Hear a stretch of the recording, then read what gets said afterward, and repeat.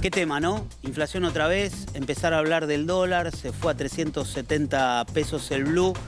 Muchos están preocupados porque dicen, ¿esto va a impactar nuevamente en los precios? Estamos hablando de un récord, estamos hablando también de que la inflación en los últimos tiempos había dado por lo menos cifras que tendían o hacia la baja o evidentemente también a algo que el gobierno está esperando, que es en definitiva poder llegar a esa idea del 3% en los próximos meses. Vamos a charlar con Pablo Tigani porque él siempre nos viene a dar detalles de cómo está la marcha, ¿no?, de la economía. Y un poco te quería consultar, Pablo, ¿cómo has visto en esta última semana, ¿no?, este avance del blue? Lamentablemente muchas veces, suele llevar encadenado el aumento de precios. Hasta ahora, ¿cómo ves esta situación? ¿Es estacional? ¿Esto viene de alguno de los sectores? ¿Estamos hablando de preocupación? Buenas tardes, Diego. La verdad que me parece que enero y febrero y marzo y los meses que van a venir son meses signados por la incertidumbre, porque este año vamos a elegir un nuevo presidente. Y la verdad que las expectativas de los candidatos a presidente que han hecho alguna expresión acerca de esto es realmente espeluznante, ¿no? Vamos a repasar rápidamente. Si el presidente de la Nación llegara a ser Milei, tiene la idea de incendiar el Banco Central, con lo cual, desde el día del incendio hasta el día que asuma, porque el día que gane empiezan a correr los depósitos, se van de todos los bancos, porque si el Banco Central no respalda más los depósitos, no sé qué es lo que tiene que pensar. Bueno, es peligroso, esa es una opción que dio. La otra opción que dio fue dolarizar. Dolarizar significa primero devaluar, armar una estructura de precio relativo parecida a lo que a él le gustaría que sea, y también es bastante mala. Si nosotros miramos, qué sé yo, candidatos que dicen que van a entrar a la provincia de Buenos Aires con ametralladora, o hay otro economista que es candidato, no sé a qué será candidato, pero dice que hay que meter bala. Los capitales huyen de donde hay miedo, ¿no? Porque la seguridad jurídica, la calidad institucional, todo eso se ve afectado. Y nosotros, aunque sabemos que la mayoría de la gente va a tener que reflexionar, a lo mejor el que reflexiona lo vota a Macri, que dijo que va a venir a hacer lo mismo, pero más rápido. O sea que si devaluó 500%, en 4 años devaluaría 500% a lo mejor en 3 o en 2. Sí. Sería el otro candidato. Tendrías a Patricia Bullrich y a Larreta. ¿Cree que los mercados resuelven estos problemas? Si los mercados lo resolvieran, a ellos les hubiera ido muy bien cuando era el gobierno de Cambiemos. Y por último, Patricia Bullrich, no sé, lo primero que haría, no sé, haría un estado de sitio, no sé qué haría, porque es beligerante, es alguien que no da tranquilidad, está vinculada a toda su vida, es un vínculo a cuestiones violentas, y estamos viendo lo que pasó en Brasil. La gente le tiene un miedo bárbaro a Cambiemos y a todos los candidatos de la derecha, y no está conforme con el gobierno, porque había una expectativa superior a la actual, y entonces va a ser un año de incertidumbre. Incertidumbre le pega al dólar. La gente, cuando no sabe qué hacer y tiene miedo, compra dólares. Hablando del Obviamente dólar, que es lo que tiene, sí, ¿no? hablando del dólar, Pablo, la gente vive en pesos, pero el argentino piensa en dólares, ¿no? Lamentablemente, para ese axioma mental que todos tenemos. Algunos se preguntan, ¿el dólar perdió con la inflación? Acá tengo la placa, la voy a compartir contigo. Inflación 94.8, ¿no?, durante 2022. Dólar oficial 71.77% de aumento. En este axioma y en este ejercicio que estamos haciendo, ¿no?, por los dólares informales, porque también perdieron, quedaron abajo de la inflación. ¿Cuál es la explicación para todo esto que estamos viviendo? Sobre todo el blue, ¿no? Es muchísimo peor.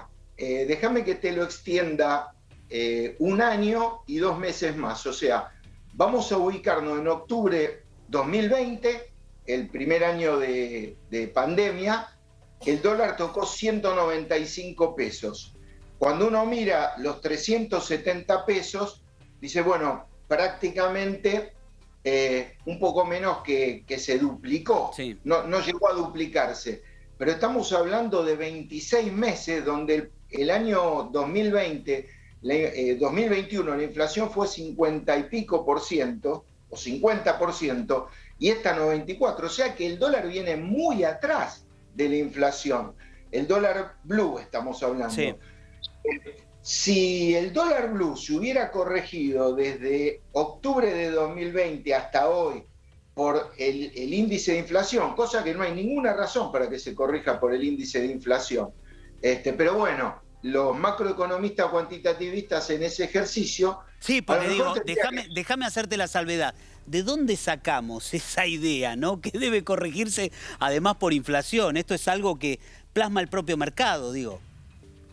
Claro, porque cuando se repite mucho algo y se forma el sentido común, ya los argumentos no son sólidos. Uno le puede decir a una persona, mirá que no es así y no funciona. Así funciona el ser humano y por eso el programa del gobierno anterior y de la oposición hoy día tiene que ver con un contubernio de los medios hegemónicos, los jueces y los macroecolobistas que trabajan de decir lo que las corporaciones y los bancos quieren escuchar. Entonces, ¿qué sucede? ¿Te imaginas que si me llaman a mí a decir que la tarifa de la luz y el gas está atrasada, yo no voy a ir a un piso o no me vas a llamar vos y yo te voy a decir hay que aumentarla para que la gente muera? Sí, claro. ¿No? Y no tenga luz ni tenga refrigeración en pleno verano. Bueno, pero hay ecolobistas, macroecolobistas, que trabajan de eso, trabajan en función de su interés y del interés de las corporaciones que les pagan para que digan lo que quieren escuchar las corporaciones. Los invitan a los congresos, los invitan al coloquio famoso, y vas a ver que ahí no va ningún académico. Nunca vas a encontrar un académico en esos lugares. Siempre vas a encontrar a alguien que, como mucho, tenga una maestría. Pablo, ¿vos cómo ves los próximos meses? Marzo también es un mes complicado porque hay muchos aumentos planteados en el tiempo, ¿no? Colegios, por ejemplo, las prepagas que ya salieron a decir que quieren otro tipo de, cabulación de cómo se va a hacer ese índice. ¿Hacia dónde puede ir? En este caso te voy a mostrar, ¿no?, parte de los muchos rubros que tuvieron más aumentos. Un poco para posicionar las preguntas, pero también para contarle a la gente que, por ejemplo, rubros de supermercados que durante la inflación más aumentaron. Prendas de vestir y calzado. Acá hubo una especie de acuerdo, ¿no? Porque estos rubros superaron todos la inflación, 120.8%. Restaurantes y hoteles, 108.8%. Bienes y servicios varios. Acá hablamos, por ejemplo, medicina prepaga y todo lo que vos quieras contarnos. 97.8%. Equipamiento y mantenimiento del hogar. Acá tuviste 97.2%. Y finalmente hablás de lo más complicado, alimentos, porque eso impacta en la vida de todos, 95% en relación a los aumentos que vivimos durante 2022. ¿Cuál crees que vos es la clave, Pablo? Porque ahora el gobierno, por ejemplo, ha tratado de que la suba de los alimentos no sea tanta. Se ha evidenciado, ¿no?, en estos meses, inclusive hasta el valor de la carne. Se ha planteado, dicen algunos, por una cuestión de mercado, la carne no ha aumentado, ¿no? Pero puede sobrevenir que este aumento del dólar, del blue, que nada tiene que ver, ya lo decimos siempre, impacte nuevamente. A ver, me gustaría volver al cuadro ese y repasar parte por parte, porque todo no es lo mismo. Diego, mira, el tema de la indumentaria es una vergüenza porque está arriba de 25% arriba de la inflación promedio. Eso es que como el sector textil y el de la indumentaria da mucho empleo, el gobierno no tiene dólares y se ha decidido a protegerlo. Entonces eso es el abuso donde vos ves, por ejemplo, te voy a dar un ejemplo concreto que a la gente le puede interesar. Sí. Un par de zapatillas de marca, ¿no es cierto? El importador recibe dólares a 170 pesos para poder importarlas. las despacha a plaza y las vende en un comercio de cualquier avenida al doble del valor que cuestan al valor del dólar blue si vos te las compraras en un viaje. Por supuesto te la podés traer, yo lo sugerí en un artículo en Ámbito Financiero, podíamos haber dado para que la gente tuviera la posibilidad de comprar en el exterior y vía courier pudiera traerse sus propios zapatillas, zapatos, indumentaria, y ese precio hubiera caído. La peor protección que hay es la protección de los textiles y de los de la indumentaria.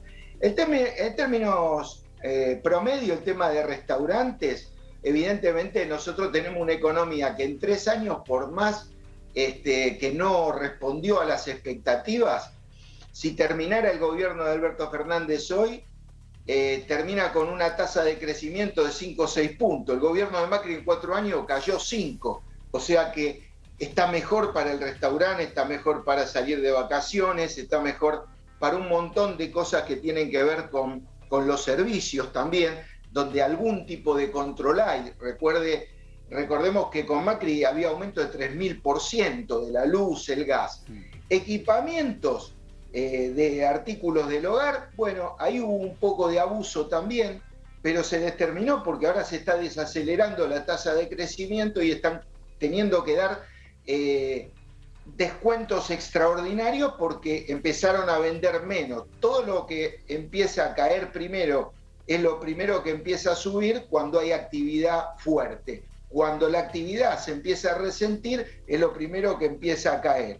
El tema de alimentos y bebidas está directamente relacionado con el sistema oligopólico que hay en la Argentina. O sea, no hay muchos oferentes de productos alimenticios y entonces se ponen de acuerdo en cualquier cámara 3 tipos y le fijan el precio que quieren. Sí. Y entonces ellos están por encima de la inflación. Resulta que si un sindicato pide recuperar 2 puntos arriba de la inflación, es un gángster el sindicalista, y si lo hace la Cámara de la Harina, no son unos gángsters y están afectando el precio del pan, los fideos y la factura, qué sé yo, si alguien se puede comer. Ahora se venden en las panaderías la factura de a una factura. No lo hemos visto en la vida eso. Sí. O que la gente compre la verdulería 2 naranjas o 2 bananas. Y hoy lo estamos viendo en los barrios inclusive acomodados. Así que yo creo que hubo un aprovechamiento desmedido, creo que el gobierno no tuvo el coraje político de enfrentarlo, tuvo muchos problemas el gobierno, eso hay que decirlo. Es un gobierno que después de la tragedia de la peste amarilla tomó el COVID, después le vino la guerra, y Argentina es un país que sufre mucho cuando aumenta el precio de los alimentos a nivel internacional, porque es un país que exporta lo mismo que consume. Por ejemplo, si los italianos aumenta por una devaluación el precio de los automóviles, exportan Fiat y siguen comiendo fideos. Nosotros exportamos harina y seguimos comiendo fideos, o sea que como nosotros exportamos el excedente de lo que es alimenticio, todo el resto, que es el consumo interno, se ve afectado por el aumento de los precios internacionales de los alimentos. Pablo, así que hubo mala suerte el gobierno. Hablando de mala suerte o hablando tal vez de lo que se vino este último mes, había cierta tendencia, estaban esperando desde el gobierno, ¿vos creés que el numerito ese que conocimos, que fue del 5.1 en diciembre, había sido 4.9 el mes anterior?